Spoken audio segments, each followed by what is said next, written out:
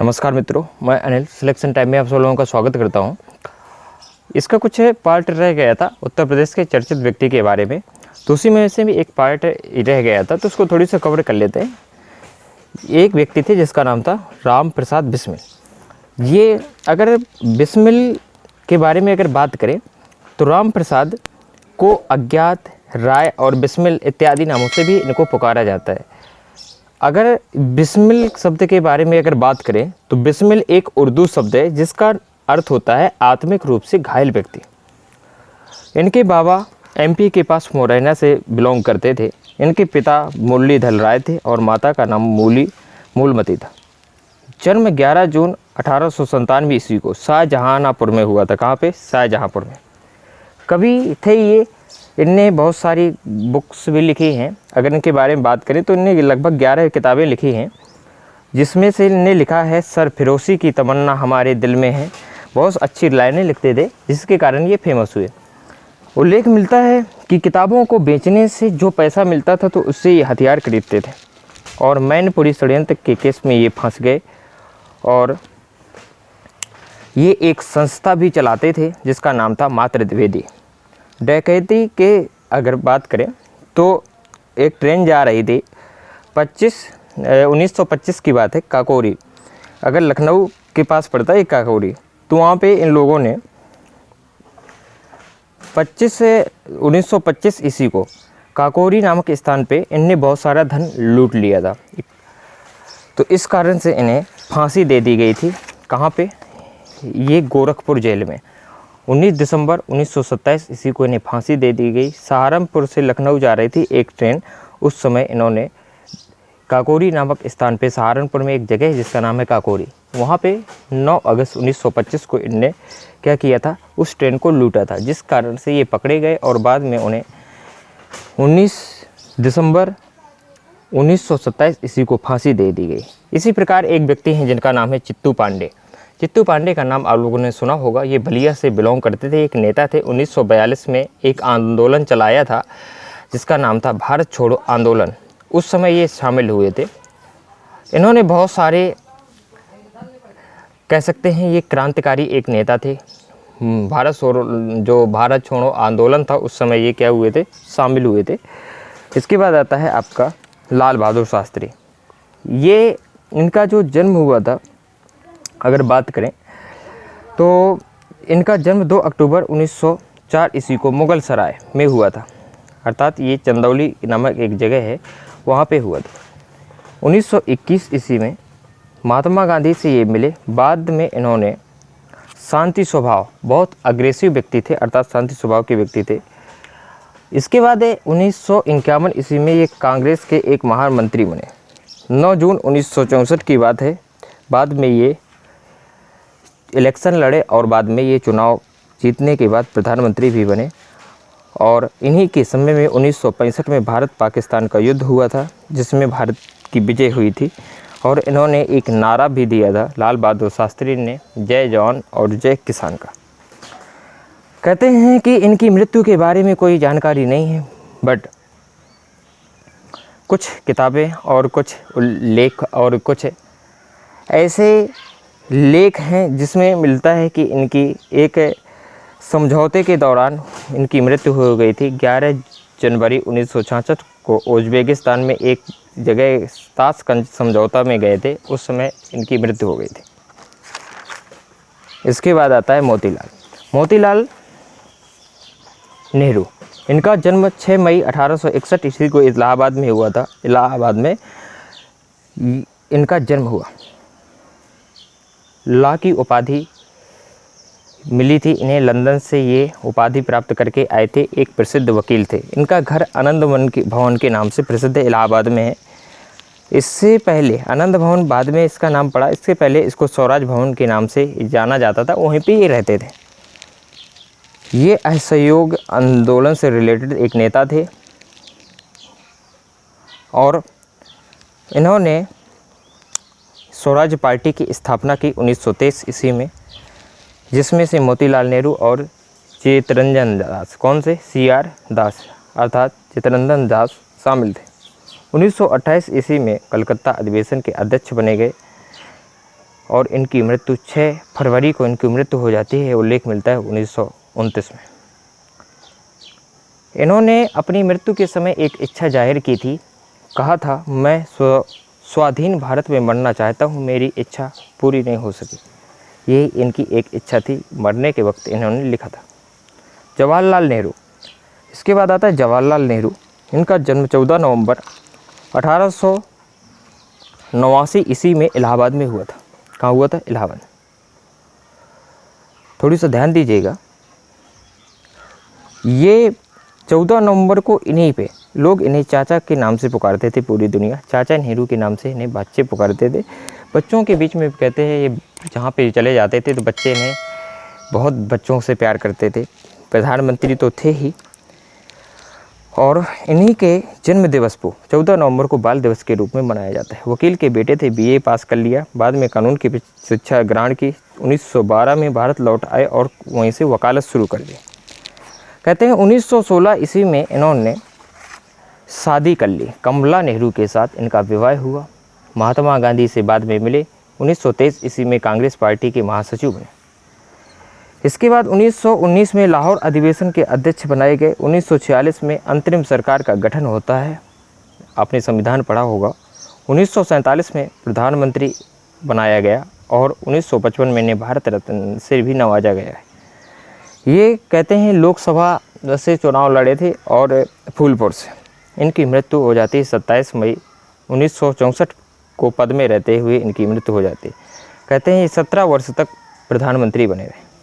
इसके बाद आता है हरिवंश राय बच्चन। हरिवंश राय बच्चन ये वास्तव में श्रीवास्तव अर्थात बच्चन का बारे में अगर बात करें तो ये इनके सरनेम था श्रीवास्तव, हरिवंश राय बच्चन। इनका जन्म हुआ था 27 नवंबर 1907 ईस्वी को प्रतापगढ़ में इनका जन्म होता है। ये लेखक थे, हिंदी, उर्दू और अवधी भाषा के ये एक प्रसिद्ध लेखक थे। क्या थे? लेखक। ये रचनाएं इन्होंने बहुत सारी की हैं। 1913 में तेराहार, 1935 में मधुशाला आई, तो बहुत आप लोगों ने सुना भी होगा। इनकी बहुत फेमस कविता है मधुशाला। इन्होंने लिखा है, पथिक प्यार से पीना इसको फिर न मिलेगी मधुशाला। बहुत अच्छी बुक्स हैं इन्हें लिखी हैं, बहुत अच्छी कविताएं की हैं। मधुशाला, मधुबाला 1966 ईस्वी में आई। इसके बाद मधु कलश आया 1937 में। 1938 में निशा निमंत्रण और 1939 में आया है इनका कौन सा? एकांत संगीत। 1942 की बात है, आकुल अंतर। 1945 में संत रंजगी। इनकी एक आत्मकथा है जिसको आप लोगों को याद रखना है, वो है आपकी क्या भूलूं क्या याद करूं। ये इनकी आत्मकथा है। नीड़ का निर्माण, फिर भी बसेरे से दूर। बहुत सारी इन्होंने क्या लिखी हैं, कथाएं भी लिखी। इसके बाद आता है मुंशी प्रेमचंद। ये आ भी चुका है पेपर में, एक बार और इसको समझिए आप। अभी यूपी का एग्ज़ाम हुआ था, यूपी का, उसमें आया था। मुंशी प्रेमचंद का जो बचपन का नाम था ये पूछ लिया जाता है तो धनपत राय था। 1998 में बनारस में इनका जन्म होता है। मैट्रिक पास कर लिया और बाद में ये शिक्षक बन गए। शिक्षा के क्षेत्र में इन्होंने बहुत सारा काम किया। बीए इन्होंने किया शिक्षा विभाग से। इंस्पेक्टर अर्थात ये निरीक्षक के पद पे क्या हुए, नियुक्त किए गए। इनका विवाह असफल रहा। एक महिला थी जिससे विधवा, उनसे इनका विवाह हुआ, शिवरानी देवी से। फिर इसका दूसरा विवाह होता है। इनकी एक संतान थी जिसका नाम था कमला देवी। ये पहले जब फेमस नहीं थे तो उल्लेख मिलता है कि ये नवाब राय के नाम से ये कविताएं लिखा करते थे। किससे? नवाब राय के नाम से। जब ये बाद में फेमस हुए, कुछ लोगों ने बताया कि आप ऐसा करिए कि धनपत राय जी आप अपना नाम बदल दीजिए, तो बाद में इन्होंने मुंशी प्रेमचंद रखा। बाद में इस काम से फेमस हुए। इनके उपन्यास बहुत सारे फेमस है, जैसे गोदान 1936 में आया, गबन हो गया, सेवा सदन और कर्मभूमि। ये इनके उपन्यास है। इनकी कहानी आप लोगों ने पढ़ी होंगी, जैसे नमक का दरोगा, ईद गाय, पंच परमेश्वर, कफन, बड़े घर की बेटी, परीक्षा और पूस की रात।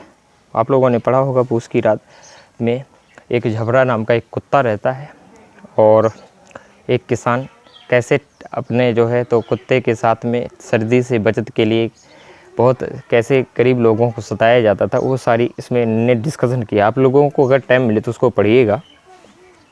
आगे चलते हैं थोड़ी सा। इसके बाद आता है मैथिली शरण गुप्त। मैथिली शरण गुप्त, इनको राष्ट्र कवि कहते हैं। इनका जन्म होता है 3 अगस्त 1886 में। झांसी में एक जगह है जिसका नाम है चिरगांव, इसीलिए 3 अगस्त को कवि दिवस के नाम से जाना जाता है। ये खड़ी बोली के कवि थे। इनको एक उपाधि मिली थी, इन्होंने महात्मा गांधी के द्वारा इन्हें राष्ट्र कवि से संबोधित किया गया। और किसके लिए? और ये था उनका एक कविता बहुत फेमस थी, उसके लिए क्या नाम था उसका, अरे मुझे याद नहीं अभी आ रहा, जिसके कारण इन्हें राष्ट्र कवि की उपाधि दी गई। जयद्रथ वध से रिलेटेड है, मैं आपको याद आ जाएगा तो फिर मैं बताऊँगा। अभी याद नहीं है, बाद में याद आएगा तब बताता हूँ। कहते हैं कि 3 अगस्त को इन्हीं के जन्मदिन पर कवि दिवस के नाम से ही जाना जाता है। इनको दद्दा के नाम से भी पुकारा जाता था। इनकी रचना साकेत, जयद्रथ वध और है। इनकी मृत्यु 12 दिसंबर 1964 को दिल्ली में इनकी मृत्यु हो जाती है। ठीक, तो ये पूरा का पूरा आपका ख़त्म हुआ। बाकी टेस्ट के क्वेश्चन थे जो मैंने इधर लिखे हुए हैं, तो आप भी टेस्ट, एक किताब है, मैं आपको किसी दिन शेयर करूँगा, तो आप थोड़ी सा। आज मैं उत्तर प्रदेश के मेलों के बारे में बता रहा हूँ कि उत्तर प्रदेश के मेले हैं। उत्तर प्रदेश में बहुत सारे मेले लगते हैं। अगर बात करें, सबसे ज़्यादा मेले लगते हैं। अगर पूरे भारत की अगर बात करें तो कुल मेले यहाँ पे अगर बात करें, अगर पूरे उत्तर प्रदेश की अगर बात करें, भारत में बहुत सारे मेले लगते हैं। भारत तो संस्कृतियों का देश है, आप लोगों ने पढ़ा होगा। अगर उत्तर प्रदेश की बात करें तो 2250 मेले लगते हैं उत्तर प्रदेश में, और सबसे ज़्यादा मेले फागुन महीने में लगते हैं, होली के टाइम पे। मथुरा में सबसे ज़्यादा मेले लगते हैं, सबसे ज़्यादा मेले मथुरा में लगते हैं, ये 86 अर्थात 46 मेले लगते हैं। कानपुर में 80, हमीरपुर में भी बहुत ज़्यादा मेला लगता है, जो हमीरपुर डिस्ट्रिक्ट है आपका। महोबा से पहले ये हमीरपुर ही डिस्ट्रिक्ट हुआ करता था, बुंदेलखंड का एक डिस्ट्रिक्ट है हमीरपुर। यहाँ भी बहुत सारे डिस्ट्रिक्ट लगते हैं, 79 डिस्ट्रिक्ट लगते हैं।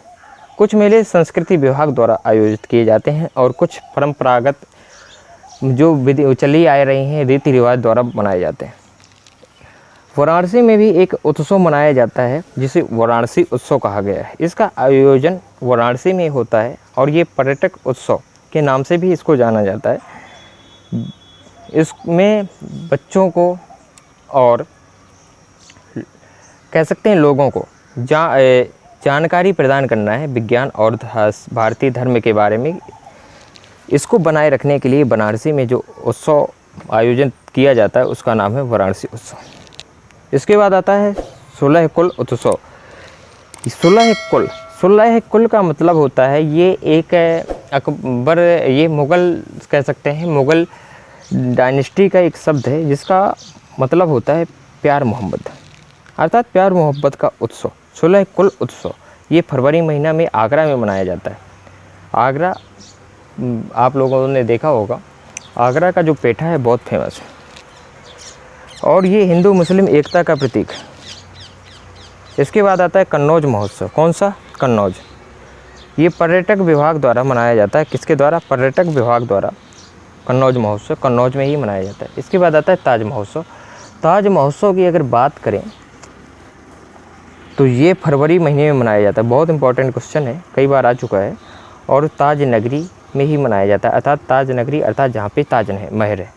ताजमहल आप लोगों ने देखा भी होगा, शाहजहाँ ने मुमताज़ की याद में बनवाया था। तो ये ताजमहल जहाँ पे अर्थात ताज नगरी, उसी को कहते हैं आगरा को। पर्यटक विभाग द्वारा इसको मनाया जाता है।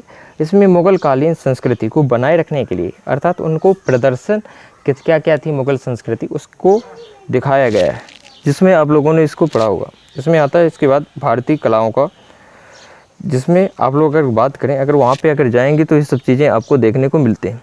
तो ये सब चीज़ें थी, अगर आप लोगों ने उसमें देखा भी होगा। तो आगे चलते हैं, ये चीज़ें मैंने आपको समझा दी। आगे चलते हैं जो है, तो फिर इसके बाद जो अगर मैं बात करूं तो कोई नहीं, आप लोग डिस्टर्ब मत होइएगा। तो इसके बाद आता है आपका राम बारात उत्सव। तो मैं बात कर रहा था कहाँ? उत्तर प्रदेश के मेलों के बारे में। अगर उत्तर प्रदेश की अगर बात करें तो उत्तर प्रदेश में जो है सबसे ज़्यादा मेले लगते हैं, जिसमें से 2250 मेले लगते हैं उत्तर प्रदेश में। फागुन के महीने में सबसे ज़्यादा मेले लगते हैं होली के टाइम पे। मथुरा में सबसे ज़्यादा मेले लगते हैं। सबसे ज़्यादा अगर बात की जाए कि सबसे ज़्यादा मेले कहाँ लगते हैं तो ये आपके मथुरा में लगते हैं, अर्थात 86 मेले लगते हैं। कानपुर में की बात करें तो कानपुर में जो है तो 80 मेले लगते हैं। कितने लगते हैं? 80। और हमीरपुर में लगते हैं आपके 79। कुल मिला के इस प्रकार से कुछ मेले संस्कृति विभाग द्वारा आयोजित किए जाते हैं बना जो है। इसके बाद आता है आपका क्या, बनारस अर्थात वाराणसी महोत्सव। इसके बारे में अगर बात करें तो इसका जो आयोजन है अर्थात इसका जो स्थान ये बनारस में आयोजित किया जाता है। पर्यटक उत्सव के नाम से भी इसको जाना जाता है। और ये विज्ञान और धर्म को, भारतीय धर्म को बढ़ावा देने के लिए ये उत्सव मनाया जाता है। 16 कुल उत्सव। ये प्यार मोहब्बत का शब्द है, मुग़ल डायनेस्टी से लिया गया है। फरवरी महीने में ये उत्सव मनाया जाता है और ये आपका आगरा में मनाया जाता है। कहाँ पे? आगरा में। इसके बाद आता है कन्नौज महोत्सव। ये भी पर्यटक विभाग द्वारा, जो पर्यटक विभाग होता है उसके द्वारा मनाया जाता है कन्नौज में। ताज महोत्सव की अगर बात करें तो ये आपका फरवरी में मनाया जाता है। ताज नगरी अर्थात आगरा में पर्यटक विभाग द्वारा, मुग़ल डायनेस्टी के द्वारा इसको मनाया गया है और इसको भारतीय कलाओं का प्रदर्शन करने के लिए इसको मनाया जाता है। इसके बाद आता है आपका राम बारात। राम बारात उत्सव ये कार्तिक माह के महीने में मनाया जाता है, कार्तिक में अर्थात आगरा में।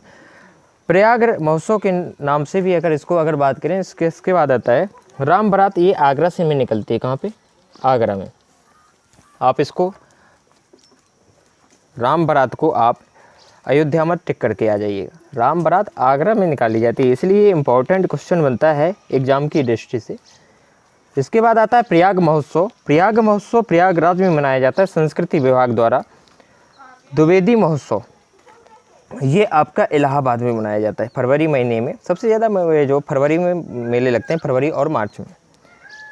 कुंभ, माघ और अर्ध कुंभ का आयोजन भी यहाँ पे किया जाता है। इसी को तीर्थ नगरी के नाम से, संगम नगरी, तीर्थ नगरी के नाम से भी जाना जाता है इलाहाबाद को। इसका नाम बदल दिया गया है, प्रयागराज कर दिया गया है। इलाहाबाद नाम पहले हुआ करता था। कहते हैं अकबर ने एक धर्म चलाया था जिसका नाम था इलाही धर्म। कौन सा? इलाही धर्म। उसी के नाम से इसका इलाहाबाद पड़ा। अब योगी जी ने फिर से इसका नाम प्रयागराज कर दिया, पहले भी प्रयागराज हुआ करता था। कंपिल महोत्सव ये फर्रुखाबाद मनाया जाता है। कहाँ पे? फर्रुखाबाद। ये रामेश्वर नाथ कामेश्वर जैन मंदिर है, वहाँ पे संस्कृति कार्यों का आयोजन किया जाता है। इसके बाद आता है आपका साधना महोत्सव। ये मेरठ में मनाया जाता है और ये राज्य सरकार द्वारा मनाया जाता है। लट्ठमार होलिका महोत्सव ये फागुन महीने में मथुरा में मनाया जाता है और ये बरसाना व नंदगांव सबसे इम्पोर्टेंट है। अगर ये मथुरा ना आए तो समझ लेना कि बरसाना टिक करके आना है। बरसाना व नंदगांव में ये उत्सव मनाया जाता है, लट्ठमार होली। देश विदेश को लोग, बहुत सारे लोग आते हैं इस होली को देखने के लिए। बहुत फेमस है, कहते हैं बहुत भीड़ होती है। प्रशासन इसमें मदद करता है, अर्थात प्रशासन की देखरेख में ये महोत्सव मनाया जाता है। बहुत अच्छी शांतिपूर्ण तरीके से इसको मनाया जाता है। इसके बाद है बिठूर गंगा महोत्सव। ये बिठूर वही जगह है जो कानपुर के पास पड़ता है, कानपुर के बिठूर। ये गंगा तट में मनाया जाता है। यहीं पे माता सीता रही थी और यहीं पर महर्षि वाल्मीकि की जन्म स्थली है। आप लोगों ने पढ़ा भी होगा, वाल्मीकि जब भगवान राम के कहने पर लक्ष्मण जी माता सीता को वहाँ पे छोड़ आते हैं तो यही जगह थी बिठूर। इसके बाद आता है गंगा महोत्सव।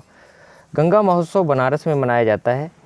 और इसके बाद आता है यमुना महोत्सव। ये चैत्र 60 महीने में मनाया जाता है। मथुरा में एक घाट है जिसका नाम है विश्राम घाट। विश्राम घाट पे ये आयोजन किया जाता है किसका? यमुना महोत्सव।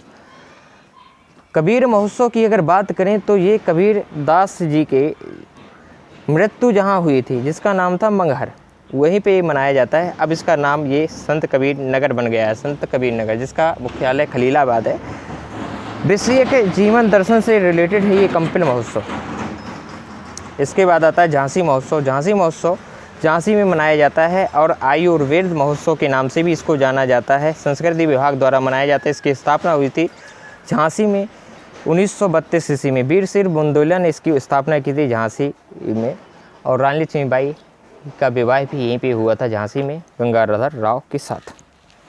सफाई महोत्सव ये एक पॉलिटिकल रीजन के नाम से जाना जाता है। जब पॉलिटिक का समय आता है चुनाव का, उस समय के मनाया जाता है इटावा में, अर्थात ये सैफई महोत्सव के नाम से इसको जाना जाता है। जनवरी महीने में मनाया जाता था, अब ये बंद कर दिया गया है। गोरखपुर महोत्सव, ये भी फरवरी में मनाया जाता है और ये गोरखपुर में मनाया जाता है। कहाँ पे? गोरखपुर में। कजरी, एक है कजली और एक है कजरी। कजरी महोत्सव मिर्ज़ापुर में मनाया जाता है और कजली महोत्सव आपका महोबा में मनाया जाता है। कजली ला आ जाए, कजली हो जाएगा तो ये हो जाएगा महोबा, और कजरी हो जाएगा तो मिर्ज़ापुर। इसके बाद आता है सोन महोत्सव, ये आपका सोनभद्र में मनाया जाता है। वाटर स्पोर्ट फेस्टिवल, ये आपका राज्य सरकार द्वारा मनाया जाता है इलाहाबाद में। कहाँ पे? इलाहाबाद। तो ये सब चीज़ें थी। इसके बाद कुछ मेले और हैं तो मैं बाद में बात करूँगा इसकी। तो आज की क्लास यहीं तक रहेगी कुछ, फिर इसके बाद टेस्ट है और इसके बाद कृषि से संबंधित योजनाएं बात करेंगे। तो आज की क्लास यहीं तक रहेगी। आपको ये क्लास कैसी लगी कमेंट्स में ज़रूर बताना, ठीक।